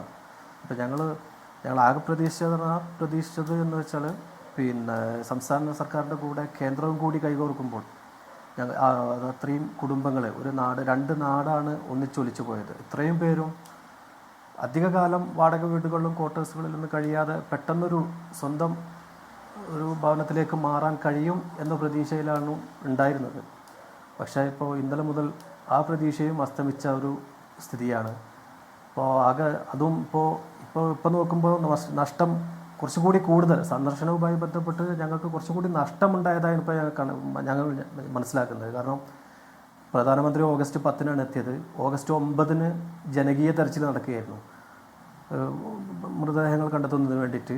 ഓഗസ്റ്റ് 10-ന് പ്രധാനമന്ത്രി വരുന്നതിന് ഭാഗമായിട്ട് ഓഗസ്റ്റ് 9-ന് ഉച്ചയ്ക്ക് ശേഷം ആ പ്ലേസ് സുരക്ഷയുടെ ഭാഗമായിട്ട് തെരച്ചിലൊക്കെ അവസാനിപ്പിക്കേണ്ടി വന്നു. ഓഗസ്റ്റ് 10-നും തെരച്ചിൽ നടന്നില്ല. ഓഗസ്റ്റ് 11-നും ചെറിയ തോതിൽ തെരച്ചിൽ. ഇതാണിപ്പോൾ ഞങ്ങൾക്ക് പ്രധാനമന്ത്രി വന്നുകൊണ്ടുള്ള ആകെ ഞങ്ങൾക്ക് ലഭിച്ചൊരു. അല്ല ഷെഫീഖ് മുണ്ടക്കൈ, ഇപ്പോൾ കേരളകൗമുദി പത്രം പറയുന്നത് പ്രധാനമന്ത്രിയുടെ വയനാട് സന്ദർശിച്ച ചെലവ് 40 ലക്ഷം രൂപ സംസ്ഥാന ഖജനാവിലായെന്നാണ്. അതുകൊണ്ട് കേട്ടോ കൂട്ടത്തി. തീർച്ചയായിട്ടും ഇപ്പോൾ കൽപ്പറ്റ SKMJ ഗ്രൗണ്ടിൽ പ്രത്യേക ഹെലിപ്പാഡ് സെറ്റ് ചെയ്തിട്ടാണ് അന്ന് പ്രധാനമന്ത്രി ഇറങ്ങിയത്. ആ ഹെലിപ്പാഡ് ഇപ്പോഴും അവിടെ കിടക്കുകയാണ്. ആ കുട്ടികൾക്ക് ഇപ്പോൾ ആ ഗ്രൗണ്ട് ജില്ലയിലെ ഏറ്റവും കൂടുതൽ കായികമായിട്ട് മുന്നേറിയുള്ളൊരു സ്കൂളാണ്. അവിടെ ആ ഹെലിപ്പാഡ് ഇപ്പോഴും അതേ നിലയിൽ തുടരുകയാണ്. ഇതുവരെ മാറ്റിയിട്ടില്ല. ആ കുട്ടികൾക്ക് കളിക്കാനും കഴിയുന്നില്ല. ഞങ്ങൾക്ക് പ്രധാനമന്ത്രി വന്നു, ഞങ്ങൾ മുണ്ടക്കൈ സന്ദർശിച്ചു, ആശുപത്രിയിൽ പോയി, അവലോകന യോഗത്തിൽ പങ്കെടുത്തു. മണിക്കൂറുകളോളം അദ്ദേഹം വയനാട്ടിലുണ്ടായിരുന്നു. എന്നിട്ട് പിന്നെ ഇപ്പോൾ പല ആളുകളും പറയുന്നവർക്ക് നമുക്കിപ്പോൾ നാഷണൽ ഡിസാസ്റ്റർ ഫണ്ട് നൽകാൻ പല നോംസും കണ്ടീഷൻസൊക്കെ ഉണ്ടാകും. പക്ഷേ ഇത്രയും ആളുകളുടെ ജീവൻ പൊലിഞ്ഞിട്ടും 2 നാടുകൾ പോയിട്ടും ഈ നിയമങ്ങളൊക്കെ നമുക്ക് വേണ്ടിയിട്ട് മനുഷ്യന്മാരുണ്ടാക്കിയ സാധനമാണല്ലോ. അപ്പം നമുക്കത് തിരുത്താൻ കഴിഞ്ഞിട്ടില്ലെങ്കിൽ പിന്നെ എന്നാണ് നമ്മളിതൊക്കെ ഈ നിയമങ്ങൾ ഇതേ നൂറ്റാണ്ടുകൾക്ക് മുകളിലുള്ള അതേ നിയമങ്ങളിലൂടെ തന്നെ പിന്നെ പോകേണ്ട ഒരു ഗതികേടിലാണ് നമ്മളുള്ളത്. ഇപ്പോൾ ഇത്രയും മനുഷ്യന്മാർ മരിച്ചിട്ട് എന്നിട്ട് ഇപ്പോഴും നമ്മൾ പറയാം അത് ദേശീയ ദുരന്തമായി പ്രഖ്യാപിക്കാൻ കഴിയില്ല, നോംസ് ഇങ്ങനെയാണ്, റെഗുലേഷൻസ് ഇങ്ങനെയാണ്. ഇതൊക്കെ നമുക്ക് വേണ്ടി നമ്മളുണ്ടാക്കിയതല്ലേ. ഷെഫീഖ് മുണ്ടക്കൈ ശരിയാണ്, 100% ശരിയാണ്. പക്ഷേ ഇനി പോട്ടെ, ഇപ്പൊ താങ്കൾ പറയുന്ന ആ വിഷയം കുറച്ചുകൂടി വിശാലമായ ചർച്ചയിലേക്ക് വരേണ്ടതാണ്. ഇനി പോട്ടെ, ഈ പറയുന്ന മാനദണ്ഡ പ്രകാരം തന്നെ നമുക്ക് കേരളത്തിന് അനുവദിക്കാവുന്ന ഒരു അടിയന്തര സഹായം അതുപോലും ചെയ്യുന്നില്ല എന്നുള്ളതാണ് സങ്കടം. ഇപ്പോൾ SDRF ഫണ്ടിനെ പറ്റി ഇടവേള കഴിഞ്ഞ് വരുമ്പോൾ ഞാൻ മാസ്റ്ററോട് ചോദിക്കാം. SDRF ഫണ്ടിൽ നേരത്തെ അൽകുമാർ പറയുന്ന ഒരു വീട് കെട്ടാൻ അനുവദിക്കാവുന്ന പരമാവധി തുക 1,32,000 1,32,000 രൂപയാണ്. കേരളത്തിൽ കൊള്ളാവുന്ന ഒരു കോഴിക്കോട് ഉണ്ടാക്കാൻ പറ്റുമോ 1,32,000 രൂപയ്ക്ക്? ഞാൻ തിരികെ TP ജയേന്ദ്രൻ, ഞാൻ നേരത്തെ വായിച്ച ആ കണക്കുകളുടെ കൂട്ടത്തിൽ 2 കണക്ക് കൂടിയുണ്ട്. അത് ഏതൊക്കെയാണ്? അത് ബീഹാറിന് പ്രത്യേക ബജറ്റ് പ്രഖ്യാപിച്ച് 11,500 കോടി. എന്തുകൊണ്ടാണ്? നിതീഷ് കുമാർ അവിടെ ഉണ്ട്. ആന്ധ്രാപ്രദേശിന് 3,448 കോടി അടിയന്തര സഹായം. നായിഡു കണ്ണൂരിട്ടയിൽ ഇനിയും കൊടുക്കും ഇഷ്ടം പോലെ കോടികൾ. നിങ്ങൾ ഭരണം നിലനിർത്തിക്കോ, കോടികൾ ഒഴുക്കിക്കോ എന്ന് വെച്ച് നിങ്ങൾക്ക് ഭരണപങ്കാളിത്തം ഇല്ലാത്തത് കാരണം കേരളത്തെ ഇങ്ങനെ അവഗണിക്കാമോ TP ജയേന്ദ്രൻ? BJP ഇവിടെ പ്രവർത്തിക്കുന്ന ഒരു പ്രസ്ഥാനമല്ലേ? ഈ LDF UDF ഹർത്താലിന് BJP പിന്തുണ പ്രഖ്യാപിക്കുക TP ജയേന്ദ്രൻ. അല്ല ഹാഷ്മി, ഏതായാലും BJPയുടെ നയവും പരിപാടിയും ഹാഷ്മി പ്രഖ്യാപിക്കേണ്ട. കാരണം അത് ഹരിയാന തെരഞ്ഞെടുപ്പ് റിസൾട്ട് വന്നപ്പോൾ നമ്മൾ കണ്ടതാണല്ലോ. ഞാൻ അവിടത്തേക്കല്ല, ഞാൻ ഹാഷ്മിയുടെ മറ്റൊരു കാര്യം ചൂണ്ടിക്കാണിക്കുന്നത്. നിങ്ങൾക്കറിയോ, രാജു P നായർ വയനാട്ടിൽ വരുന്നത് ഭാര്യയും മക്കളെയും കൂട്ടി ടൂറിസത്തിനാണ്. ജയചന്ദ്രൻ വയനാട്ടിൽ പോകുന്നത് വയനാടുമായി ബന്ധപ്പെട്ട് വർഷങ്ങളായി ജീവിക്കാനാണ്. നിങ്ങൾക്കറിയോ? ഹാഷ്മിയും മറ്റും വരുമ്പോൾ ഞാൻ ചാനലിൻ്റെ മുമ്പിൽ വന്നിട്ടില്ല, ശരിയാണ്. ഞാൻ അന്ന് മുതൽക്ക് അവിടെയുള്ള ഒരുപക്ഷേ ഈ നാട്ടുകാരനെ ഈ പ്രതിയെ പോലെ തന്നെ അവിടുത്തെ ആളുകൾക്ക് ഭക്ഷണം ഉണ്ടാക്കി കൊടുക്കാനും അത് എത്തിക്കാനും അവിടെ മൊബൈൽ ഫോൺ ചാർജ് ചെയ്യാനുള്ള പ്രവർത്തനത്തിലായിരുന്നു. ഇന്നലെ വരെ ഞാൻ അവിടെയായിരുന്നു ഹാഷ്മി. അതുകൊണ്ട് കേട്ടവർ പറയുന്നതിനപ്പുറത്തേക്ക് കാണുകയും അനുഭവിക്കുകയും ചെയ്യുന്നൊരു അനുഭവം എനിക്കുണ്ട്. വർഷങ്ങളായിട്ട് അവിടെയായിട്ട് ബന്ധമുണ്ട്. വയനാടിൻ്റെ ജീവിതവുമായിട്ട് ബന്ധപ്പെട്ട ജീവിതമാണ് എനിക്കുമുള്ളത്. അതുകൊണ്ട് ഇതൊന്നും ആരും അങ്ങനെ പറയേണ്ട എന്ന് ആമുഖമായിട്ട് ഞാൻ പറയുന്നു. മറ്റൊരു കാര്യം, രാജു പി നായർ പറഞ്ഞു ചട്ടവും നിയമവും ഒക്കെ അവിടെ നിൽക്കട്ടെ. അപ്പം സർ 2005 നിങ്ങൾ ഉണ്ടാക്കിയത് തമാശയായിരുന്നോ? ഈ നാട്ടുകാരെ പറ്റിക്കാനായിരുന്നോ പാർലമെന്റിൽ ഈ സമയം പാസ്സാക്കിയത്? ഇനി ഇവിടെ നിങ്ങൾ ചോദിച്ച ഒരു ചോദ്യം, പട്ടിക്കൂടിന് തികയുമോ ഈ പണം? ഹാഷ്മി, നിങ്ങൾ മറന്നുപോയിട്ടുണ്ടാകാം. നിങ്ങൾക്ക് കേരളത്തിലെ ഒരു മാധ്യമവുമായി ബന്ധപ്പെട്ട ഒരാൾ പറഞ്ഞു അതിനാവശ്യമായ സ്ഥലവും വീടും എൻ്റെ ചെലവിൽ ഞാൻ ഉണ്ടാക്കി തരാം. എന്തേ? കേരളത്തിലെ മുഖ്യമന്ത്രിയോ കലക്ടറോ അദ്ദേഹം പറഞ്ഞത് ശരിയാണോ തട്ടിപ്പാണോ എന്ന് അറിഞ്ഞോ? വേറൊരാൾ പറഞ്ഞു 1000 വീട് ഞാൻ ഉണ്ടാക്കി തരാം. സ്ഥലം അയാളെ കയ്യിലുണ്ടോ എന്നൊന്നും നമുക്കറിയില്ല. വീട് ഞാൻ ഉണ്ടാക്കി തരാം. അദ്ദേഹവും ആ തരത്തിൽ പ്രസിദ്ധീകരണം ചെയ്യുന്നയാളാണ്. എന്തേ താങ്കൾ ഈ പറഞ്ഞ പട്ടിക്കൂടിനപ്പുറത്തേക്ക് അവഹസിക്കുന്ന ഇവർക്ക് ആ പദ്ധതി നടപ്പിലാക്കാനുള്ള ശ്രമം എന്തുകൊണ്ട് ഉണ്ടായില്ല? അപ്പം ഇവിടെ ഒരു കാര്യം ശക്തമാണ്, ഈ പണം കേരളത്തിലെ സ്റ്റേറ്റ് ഡിസാസ്റ്റർ മാനേജ്മെന്റ് ഫണ്ടിന് കൊടുത്തത് നവകേരള സദസ്സ് നടത്തി പുട്ടടിക്കാനല്ല, അത് മറ്റു പദ്ധതികൾക്കല്ല. അതിൻ്റെ യൂട്ടിലിറ്റി സർട്ടിഫിക്കറ്റ് കൊടുക്കാതെ ഇത് കൊടുക്കാൻ ഏത് പ്രൊവിഷനാണ് രാജു പി നായരെ ഉള്ളത്? ഞാൻ ഹാഷ്മിക്ക് അയച്ചു, ഇപ്പം ഞാൻ 2 എണ്ണം അയച്ചിട്ടുണ്ട്. താങ്കൾ പറഞ്ഞല്ലോ, ചോദിച്ചല്ലോ എന്നോട്, പറഞ്ഞോ എന്ന്.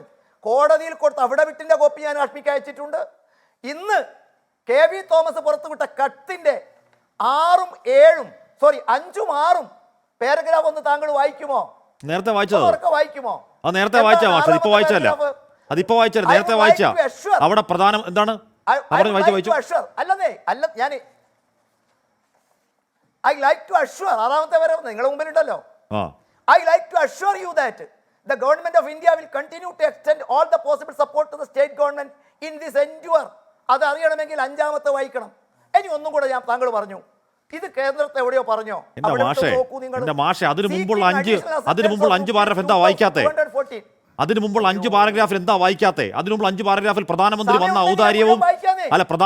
ഔദാര്യവും ഹെലികോപ്റ്റർ തന്നതും ബേലിപ്പാലം കിട്ടിയ കാര്യമൊക്കെ പറയുക. ഇവിടെ ദുരന്തകാലത്ത് അരി തന്നതിന് കുത്തിൻ പിടിച്ച് പണം വാങ്ങിയ കേന്ദ്രം ബേലിപ്പാലത്തിന് ബില്ല് തരുമെന്ന് പറയാൻ പറ്റുമോ? പട്ടാളം വന്നതിന് ബില്ല് തരുമെന്ന് പറയാൻ പറ്റുമോ? അവിടെ തെരഞ്ഞ് മൃതശരീരങ്ങൾ കണ്ടെത്തിയതിന് ബില്ല് തരുമെന്ന് പറയാൻ പറ്റുമോ? ഞാൻ മുഴുവൻ വായിക്കാന്നേ. നിങ്ങൾ ഹാഷ്മി, ഞാൻ മുഴുവൻ വായിക്കാം. ഞാൻ വേണമെങ്കിൽ മുഴുവൻ വായിക്കാം. ഞാൻ ചോദിക്കട്ടെ ഹാഷ്മി, വാട്ടർ അതോറിറ്റി റോട്ടുമ്മേൽ പൈപ്പ് ഇടാൻ കുഴിച്ചാൽ കേരള ഗവൺമെന്റ് ജനങ്ങൾക്ക് വേണ്ടിയുള്ള പൈസയല്ലേ? ആ പണം പഞ്ചായത്ത് റോഡിനും PWD അടയ്ക്കണോ? ഹാഷ്മി പറ. വാട്ടർ അതോറിറ്റി നാട്ടുകാർക്ക് കുടിവെള്ളം കൊടുക്കാൻ PWD റോഡ് കുഴിച്ചാൽ ആ പണം PWDക്ക് കൊടുക്കണോ വേണ്ടയോ? പഞ്ചായത്ത് റോഡ് കുഴിച്ചാൽ പഞ്ചായത്ത് റോഡിന് പണം കൊടുക്കണോ വേണ്ടയോ? എല്ലാം നാട്ടുകാർക്ക് വേണ്ടിയല്ലേ? അങ്ങനെ ബില്ല് തന്ന് കാശ് മൊത്തം വാങ്ങിച്ചെടുക്കാനാണെങ്കിൽ ഹെലികോപ്റ്റർ വന്ന കാര്യം സഹായത്തിനോട് എഴുതിയത് എന്തിനാ? അത് പെയ്ഡല്ലേ? അല്ലല്ല, താങ്കൾ പറഞ്ഞല്ലോ 5ാമത്തെ പാരഗ്രാഫ് ഈ പട്ടാളം എന്ന കഥയാ. അത് പെയ്ഡ് ആണെങ്കിൽ, അത് പണം വാങ്ങാനാണെങ്കിൽ എന്തിനാണെന്ന് 5ാമത്തെ കൊടുത്ത് എഴുതി വെച്ചേക്കുന്നേ സഹായത്തിന്റെ കൂട്ടത്തിൽ?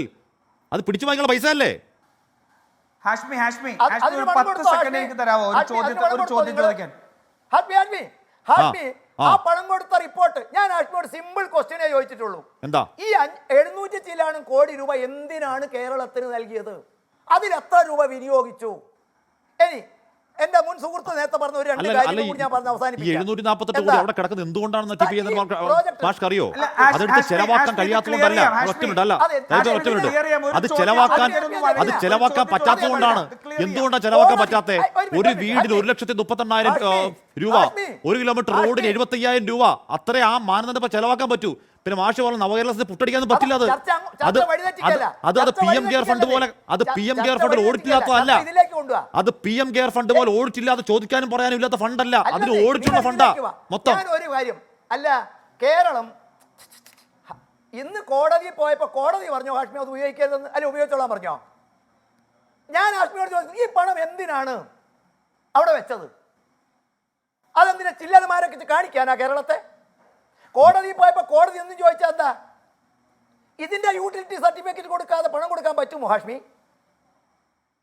അപ്പൊ നിങ്ങൾക്ക് മറ്റെന്തോ അജണ്ടകൾ ഉണ്ടാകാം. ഞാൻ ഒരു കാര്യം കൂടി പറയാം. ത്രിപുരയ്ക്ക് 40 കോടി കൊടുത്ത് ഏത് യൂട്ടിലിറ്റി കൊടുത്തിട്ടാ? ത്രിപുരയ്ക്ക് 40 കോടി കൊടുത്തല്ലോ, ഏത് യൂട്ടിലിറ്റി സർട്ടിഫിക്കറ്റ് പറയാമോ? ഞാൻ അതും കൂടി ഒന്ന് പൂർത്തിയായിക്കോട്ടെ, ഞാൻ അവസാനിപ്പിക്കാം.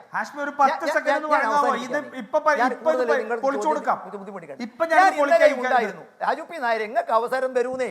നിങ്ങൾ അക്ഷമനാവല്ല നായരെ. നായർ അവിടെ ഞാൻ അവിടെ ഇന്നലെ ഉണ്ടായിരുന്നു. നായർ അവിടെ ഇരിക്കേ. എന്നെ ഒന്ന് കേൾക്ക് നായരെ പ്ലീസ് എന്നെ ഒന്ന് കേൾക്ക്. ഇന്ന് നിങ്ങൾ ചോദിച്ചോ, ഞാൻ ഉത്തരവും തരും. ഞാൻ ഇപ്പോൾ ചോദിക്കുന്നു, ഇന്ന് കോടതി പോയപ്പോൾ കോടതി എന്താ പറഞ്ഞത്? സെൻട്രൽ ഗവൺമെൻറ് അസിസ്റ്റ് ചെയ്യുന്നില്ലെന്ന് പറഞ്ഞോ? ഇപ്പോൾ ആവശ്യത്തിനുള്ള പണം വിനിയോഗിച്ചോ? അടുത്ത വെള്ളിയാഴ്ച വരെ കാക്കാം. ഒന്നും കൂടി അശ്മിയോട് ഞാൻ പറയാം, ഇതാരും കൊടുത്ത കേസല്ല.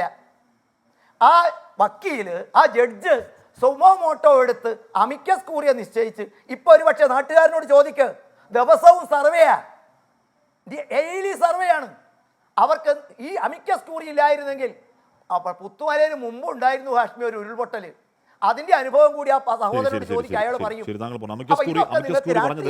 അമിക്കസ് ക്യൂറി കോടതിയോട് പറഞ്ഞത് കേന്ദ്രത്തോട് ദേശീയ ദുരന്തമായി പ്രഖ്യാപിക്കാൻ ആവശ്യപ്പെടണമെന്നാണ്. നമുക്ക് അതിന് ഡീറ്റെയിൽ ഇപ്പോൾ സമയമില്ലാത്തത്. പക്ഷേ എന്റെ ചോദ്യം അതൊന്നും ആയിരുന്നില്ല. പക്ഷേ എന്റെ ചോദ്യം ദ വെരി ഫസ്റ്റ് ക്വസ്റ്റ്യൻ ആണ്.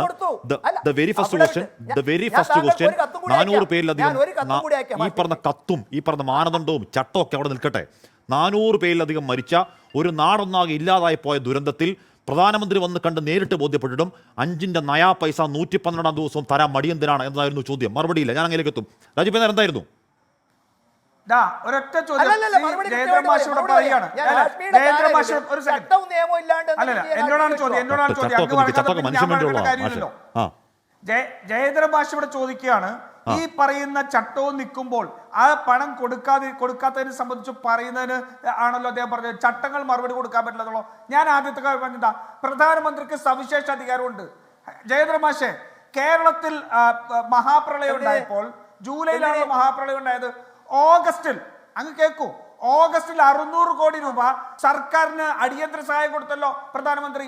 ഏത് ചട്ടത്തിന്റെ പിൻബലത്തിന് കൊടുത്തത് 600 കോടി ധനസഹായം? എവിടെ ഒന്ന് പറയാ. എവിടെ കേരളത്തിൽ മഹാപ്രളയം 2018 ഉണ്ടായപ്പോൾ 20 ദിവസങ്ങൾക്കുള്ളിൽ 600 കോടി കേരളത്തിൽ കൊടുത്തു.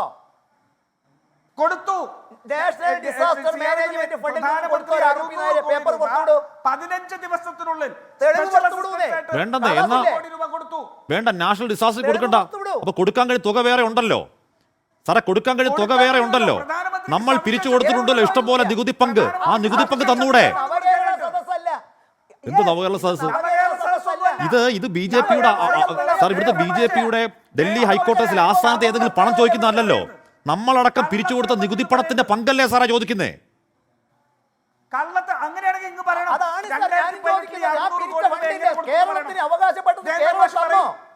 എന്താ നിങ്ങൾക്ക് അത് ചോദിക്കുമ്പോൾ 2018 പ്രളയത്തിന് ശേഷം നിങ്ങൾ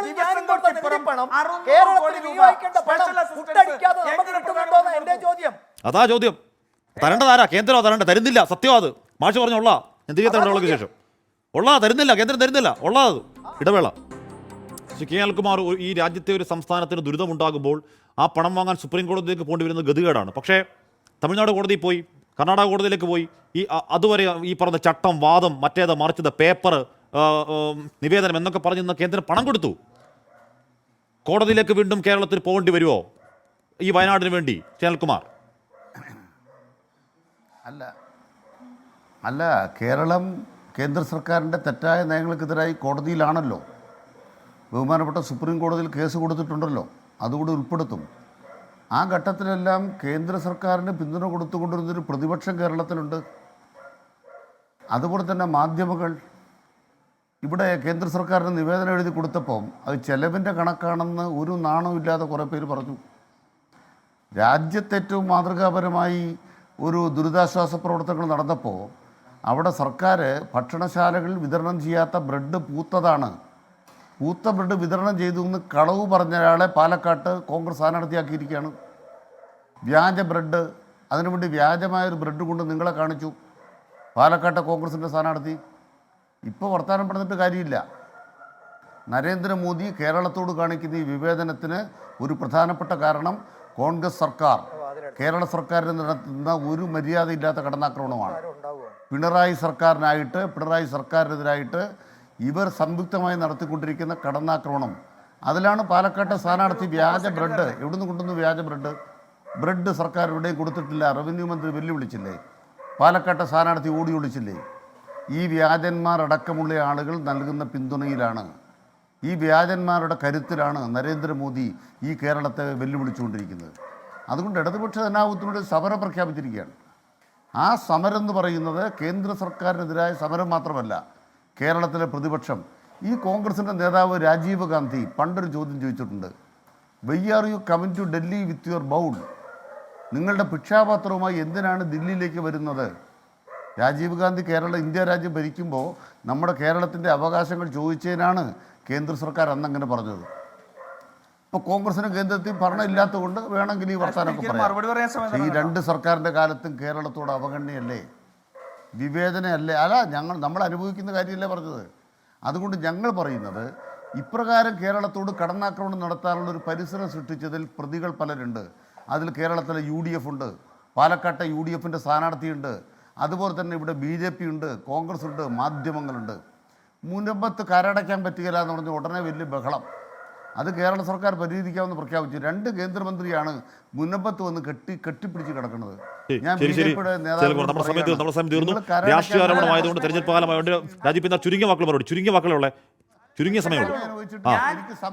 കേരളത്തിന്റെ സ്പിരിറ്റിന് വേണ്ടി വയനാടിലെ ജനങ്ങൾക്ക് വേണ്ടി വാദിക്കുമ്പോ അതിനകത്ത് ഈ അനിൽകുമാറിന്റെ കോൺഗ്രസ് കൊണ്ടിടക്കുന്നില്ല. കേരളത്തിൽ ഒരു രാഷ്ട്രീയ നേട്ടം ഉണ്ടാക്കാൻ തുടക്കത്തിൽ ഞാൻ ഇടപെടാത്ത സമയം തന്നാണ് എല്ലാവർക്കും. ഞാൻ ഇടപെട്ടത് TP-യോട് മാത്രമേ ഉള്ളൂ. ഷെഫീഖ് മുണ്ടക്കയോട് അധികം സമയം പോയിട്ടില്ല. ശരി ശരി, ഓക്കെ. എന്റെ സമയം പ്ലീസ് എന്റെ സമയം കഴിഞ്ഞ് ഞാൻ ആദ്യഘട്ടത്തിൽ ആകെ ഇടപെട്ടത് TP-യോട് മാത്രമാണ്. ഷെഫീഖ് മുണ്ടക്കൽ ഒരിക്കൽ കൂടി പോയതുമില്ല. എന്തായാലും ഈ പറഞ്ഞ രാഷ്ട്രീയ വിവാദങ്ങൾ നല്ലതിനല്ല. വയനാടിന് കിട്ടേണ്ട തുക കിട്ടിയാൽ മതിയാവുകയുള്ളൂ. അതിനുവേണ്ടി നടത്തുന്ന LDF UDF ഹർത്താലുകൾക്ക് ഹൃദയം നിറഞ്ഞ ഐക്യദാർഢ്യം. എൻകൗണ്ടർ പൂർണ്ണമാവുന്നു.